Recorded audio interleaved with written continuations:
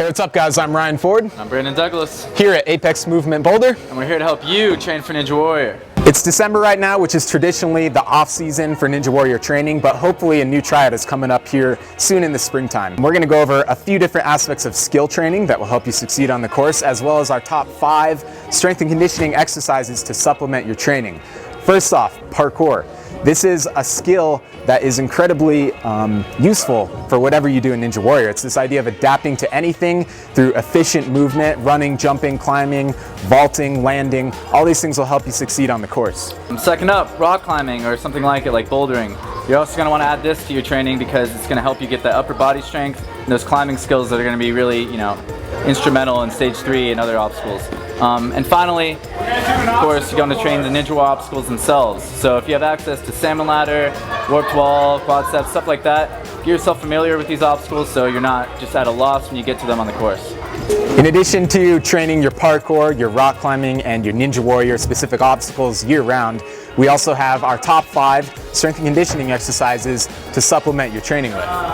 First up, rope climb. Obviously, it's one of the best ways to train your grip and your upper body in general. And even more importantly, you're never going to beat the course unless you know how to climb rope really, really well.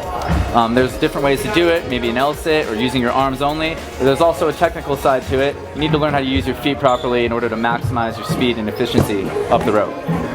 Next up on our list is the 400-meter sprint. Sprinting is something that's neglected by a lot of people who train for Ninja Warrior, and not only is it a great way to get into shape, it is also essential to do the course quickly. So if you're going to qualify, you've got to hang with the top competitors who are doing this thing really fast. I think at some point people were hitting like 45 seconds on the first run. So a good 400-meter sprint is going to be under a minute, which makes it kind of comparable to a good run on the course. All right, next up, kipping muscle up. There's a reason why we choose kipping muscle ups over dead hang, and that's because kipping can actually help double your power, and you really want to be efficient with your energy and your seconds on the course. So it's going to help you a lot with things like climbing over the net on the jump hang. Salmon ladder is essential. Definitely want to familiarize yourself with that movement. Fourth up on this list is the demon burpee, which is a combination of several moves that you see regularly in CrossFit and parkour. So it starts with going down to a push-up, back up to a squat, do a little jump, grab the wall, do a climb up, all the way up on top, and back down and repeat. So it's combining a push with a pull, with a jump, with going up, with going down, which is kind of like what you're doing on the course. You're going up over obstacles and down and then repeating again. So it's a really great exercise to mimic what you do on the course. All right, last but not least, the deadlift. It's so important. It works your posterior chain, hamstrings, glutes, lower back. It's going to be really effective in helping you jump higher off those mini tramps, run faster through the course, have better landings. Not only that, but it's probably the best lift you can do to increase your overall strength and power. So do it. Do it. Deadlift. Do that. Do the deadlift. You go like this. It's like that. That pretty much wraps up our list of top 5 exercises to supplement your Ninja Warrior training. We want to throw a couple more out there as far as honorable mentions go.